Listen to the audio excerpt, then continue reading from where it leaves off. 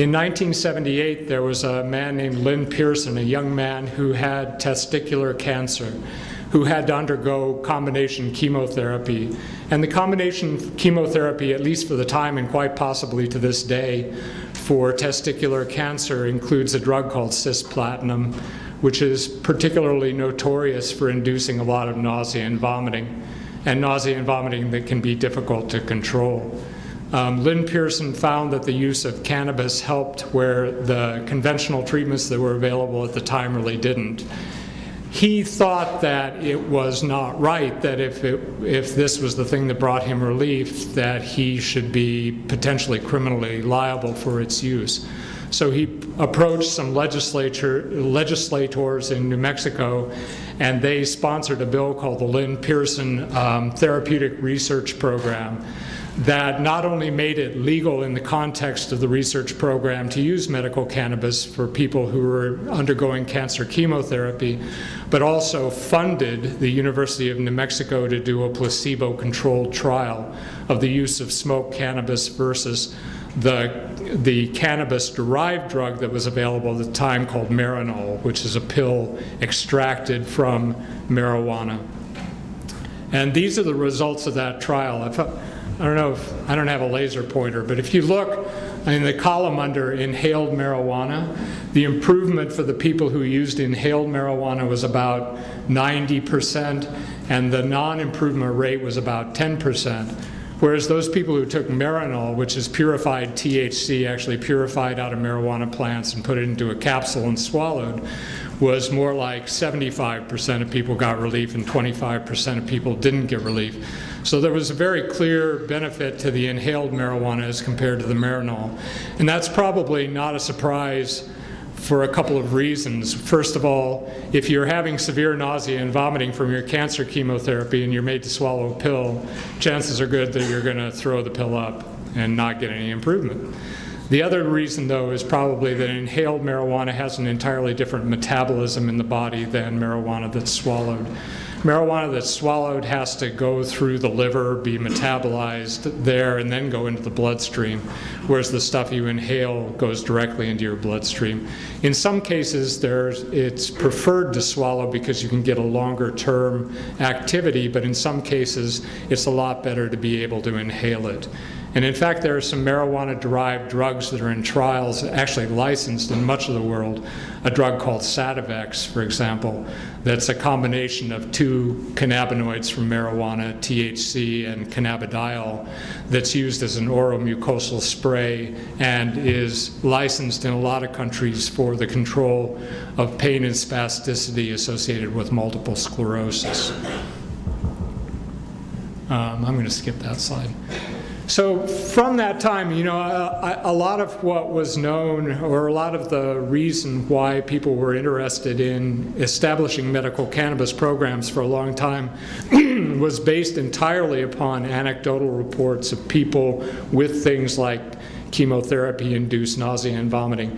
People with HIV and AIDS who had something really bad called painful peripheral neuropathy, where either the HIV itself or the medications that you use to treat your HIV can cause really severe nerve damage that can cause a lot of pain and numbness in the hands and feet. People with HIV who suffered from severe loss of appetite. People with multiple sclerosis who had pain and lower extremities spasticity. A lot of people with those conditions had tried cannabis, but mostly learning about it by word of mouth, and had found that they had gotten benefit. But today, there is a lot more evidence. There's a lot more both basic science evidence as well as clinical trials data in some cases that allow us to understand not only that there is a mechanism for cannabis having medical benefit, but also confirming these anecdotal reports of these people's conditions. So we now know that there are actually things in your brain, actually things throughout your body called cannabinoid receptors. So your brain itself makes cannabinoids. So you don't have cannabinoid receptors in your brain so that you can smoke marijuana. You have them there so that these things that your brain makes on its own that serve a lot of important functions in the brain and in the peripheral nervous system have something to attach to and act through. Most of the cannabinoid receptors are located in the brain and tend to be concentrated in sort of the basal areas of the brain, but are also present in the cortex of the brain. But as importantly, it is the case that there are also cannabinoid receptors in the immune system. So there are a separate set of cannabinoid receptors that are present in immune cells, not only in the peripheral body, but also in the central nervous system. In the central nervous system, your immune system is largely mediated by some cells called glial cells, and they are rich in having cannabinoid receptors as well. So there's a growing interest in whether or not cannabinoids can have an effect upon some chronic neurodegenerative diseases for which there are really no good treatments. For example, we don't really, in most cases, have good treatments for the underlying disease in multiple sclerosis. We don't have good treatments for the underlying disease in amyotrophic lateral sclerosis or Lou Gehrig's disease, or in Huntington's disease, or in Parkinson's disease, or in Alzheimer's disease. So because these cannabinoids have activity on glial cells in the brain, which are the cells that mediate inflammatory reactivity in the brain, there's a lot of interest, I think, in whether or not cannabinoids can be used to have a beneficial effect upon those diseases. So this is a cannabis bud, for those who haven't seen one before. Present in cannabis are two main cannabinoids, delta-9 tetrahydrocannabinol, or THC, and cannabidiol. Delta-9 THC is the cannabinoid that has the most notoriety because it has psychoactive effects. And when people smoke cannabis recreationally in order to get high, then it's the THC that really is doing the majority of that. Whereas cannabidiol is another major cannabinoid present in cannabis that appears to have, that doesn't have much in the way of psychoactive activity, but appears to be the major actor upon immune modulation, both in the central nervous system and peripherally. So most of what people think about cannabis is what they think about with the activity of THC, the changes in the perception, both what individuals who smoke marijuana experience as a result of the effects of THC, and another well-known effect of THC in particular is appetite stimulation. So research, you would think, particularly because there's a whole lot that is understood now that hasn't been understood well in the past about how cannabis acts on cannabinoid receptors, particularly in the brain and nervous system, but also in the peripheral immune system on inflammatory processes. You would think that there would be a huge amount of enthusiasm and a huge amount of research activity being done on it, but in fact there isn't. It is really unfortunate and true that the federal government has put really remarkable obstacles in the way of doing clinical research around cannabis. There are a few people who have managed to do it in spite of those barriers, most particularly a guy named Donald Abrams at the University of California in San Francisco, who was interested in the effects of cannabis on some of the bad manifestations of HIV/AIDS, particularly peripheral neuropathy and anorexia. And the only reason that he was able to do the research that he did was that the state of California became so upset about the fact that the federal government wasn't funding these really lovely research proposals that Donald Abrams was submitting over and over and over again. So they finally established their own medical cannabis clinical research program in the state of California and funded it with state funds, which allowed Donald Abrams to do the work that he did. So now, even though there's not a lot of clinical research, there is a growing body of clinical research, not only in the United States, but elsewhere in the world, where some of those barriers to research aren't as bad as they are in this country. The bill that passed in 2007 was called the Lynn and Erin Compassionate Use Act. There are currently over 10,000 people enrolled in our program. About 42% of them are enrolled under the condition post-traumatic stress disorder. Our program has 3 administrative components, which I'll talk about. The first is the registry identification card. So an individual who has one of the defined medical conditions that make you eligible for enrollment in the program needs to submit paperwork to the Department of Health that includes a certification by a New Mexico clinician saying that they do in fact have that condition, that they suffer from that condition or are debilitated by that condition, and that conventional treatments have tried and have been found wanting. That application then goes to the Department of Health. There's a medical director of the Medical Cannabis Program who receives all of those applications. It is the authority and the responsibility of the medical director of the Medical Cannabis Program to review that application, to find out whether it is sufficiently complete, has enough information in order for that person to feel comfortable that the person meets the spirit and the letter of the medical cannabis law, then signs off on that. That person then is issued a card indicating that they're enrolled in the Medical Cannabis Program. That card protects them from state liability for the possession of a reasonable amount of medical cannabis for their purposes. The other thing that it allows them to do is to have access to the licensed producers. So I'll talk about licensed producers in a minute, but in New Mexico, there are entities that produce medical cannabis for people who are enrolled in the Medical Cannabis Program. So once you're enrolled, you get a list of who all of those producers are, and you can contact them to get cannabis from that producer. An enrolled individual in New Mexico also can apply for a personal production license.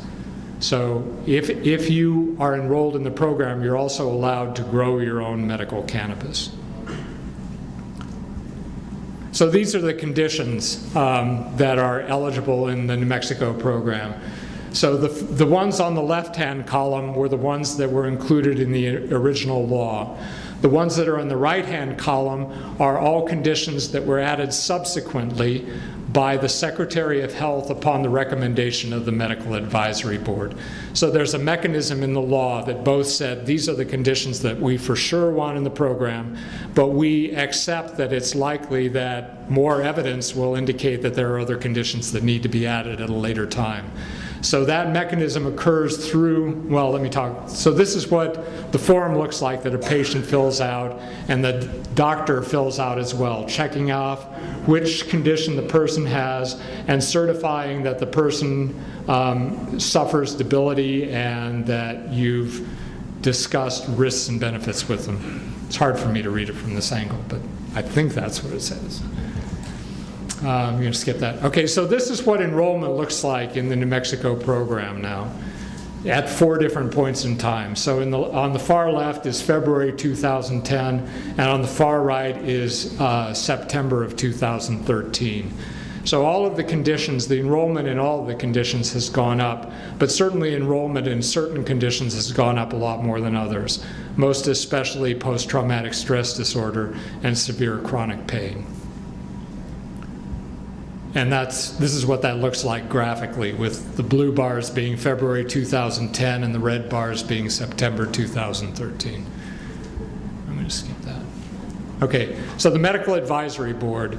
The Medical Advisory Board is the group that meets twice a year in public hearing and hears petitions for the addition of new conditions to the list of eligible conditions.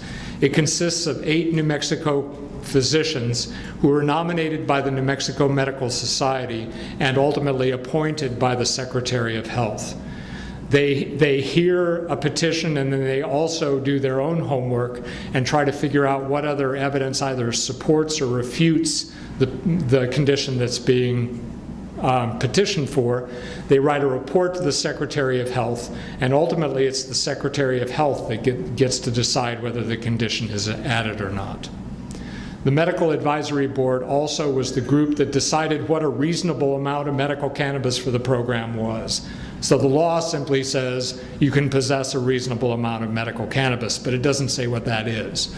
but it gave the Medical Advisory Board the statutory authority to determine what that was. And in New Mexico, it's 6 ounces. You can see different states here ranging from fairly small amounts, 2 ounces, to New Mexico, 6 ounces. We're kind of in the middle, to Oregon and Washington, who are 24 ounces, which is like, yeah, big bag, big garbage bag. So at the most recent public hearing in November of this year, Parkinson's disease, Huntington's disease, and traumatic brain injury were petitioned. All 3 of them were the Medical Advisory Board recommended to the Secretary of Health, and we're awaiting her decision on that. Licensed producers. So we licensed producers, and that was largely at the urging of the only physician at the time in the New Mexico legislature, who was an obstetrician gynecologist, Republican, who felt fairly strongly that if he had a 63-year-old woman patient with metastatic ovarian cancer who needed to undergo cancer chemotherapy, that he thought that that person would benefit from the use of medical cannabis. He didn't want her going out under a stark street lamp in the middle of the night and consorting with unsavory characters. So he was really the one who said we should have licensed producers, and he ultimately prevailed. So we now have 21 licensed producers in the state of New Mexico. They're geographically distributed and tend to be spaced according to where the most patients are. They are all not-for-profits. They are all New Mexico not-for-profits, and they all have boards of directors that include a physician and a couple of patients. They have to pay a fee that escalates from a low of $5,000 in the first year, when they're thought to probably not actually know what they're doing, to $30,000 a year ultimately. That money is earmarked by the New Mexico legislature for the administration of the Medical Cannabis Program. So the Medical Cannabis Program is essentially run on the fees of the licensed producers and not from taxpayer money. I'm going to skip that. All right, so the last thing I'm going to talk about is there is concern as to whether or not the presence of a medical cannabis program, either philosophically, actually, could result in increased use of cannabis by young people. A very legitimate question. There is a study that was done recently that relied mostly upon the Youth Risk Behavior Survey, which is a study that the CDC sponsors and that many states participate in, and many states sort of have their own iteration of it as well, that asks young people in high school thousands of questions, and among them are, do you use marijuana? Did you use marijuana before you were 13? Did you use marijuana more than once in the past month? If you use marijuana more than once in the past month, did you use it on school grounds? So I still have a friend at the Department of Health who is an epidemiologist who works on this sort of thing. So I asked him to pull those data from the state of New Mexico for the years 2000. It's only done every other year, and the most recent year for which there are data available is 2011. So these are the data from 2005 through 2011, and you'll remember that the New Mexico program was first implemented in 2007. So we at least have data out for 4 years from the time of the implementation of the program. And basically what it shows is that according to these 3 parameters of marijuana use before age 13, 1 or more times in the last 30 days, and use at school in the last 30 days, there doesn't appear to be any significant difference in youth use of cannabis after the implementation of the program as compared to before implementation of the program. But there's also another study that was published that looked at all 16 states that were licensed up until the last couple of years, and looked at youth use, again from the Youth Risk Behavior Survey, for a 3-year period before implementation and for the 3-year period after implementation. And basically what this meta-analysis of all these state data showed was that there was no significant increase in use. So you can see year 0 is the year that the law changed, -3 the 3 years before the law changed, and +3 the 3 years after the law changed. So even though that's a relatively small time frame, I think that 3 years is probably sufficient that if there was a big influence of the medical cannabis program upon youth use, we would probably see it in that time. So this is what the landscape looks like now. So the most recent state to pass a medical cannabis law was Illinois. My understanding is that Illinois will implement their program starting in January of 2014.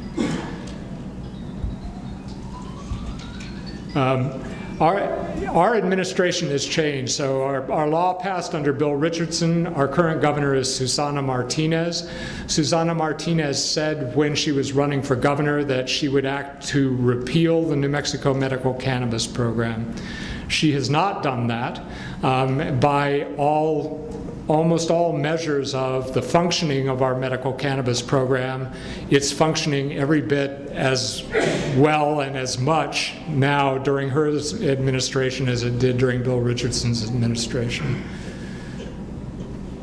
So just to keep in mind that in discussions around medical cannabis, the people tend to be kind of polarized, but I'm sort of hoping that people will be able to find a middle ground in which I think truly legitimate medical uses of medical cannabis can find some sort of expression in the state of Iowa. But keep in mind that people tend to be pretty polarized about it, either feeling extremely strongly about it and not accepting that there might be downsides, or just accepting that there are downsides and not accepting that there might be benefits to it, or just sort of making fun of it. So. And I always end my presentation with an acknowledgement of this woman. This woman was Essie DeBonet, a registered nurse who had HIV/AIDS. And it's very clear, I think, to everyone who knew her well and helped take care of her, that her life was significantly prolonged by medical cannabis because she suffered from very severe anorexia. And she also had very bad gastrointestinal paralysis of her gastrointestinal tract.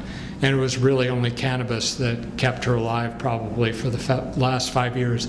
Essie DeBonet, despite the fact that she was extremely ill, was present at every committee hearing for a span of years in the New Mexico legislature, and was present at all of the floor hearings. And so let's just dedicate this to her. Thank you.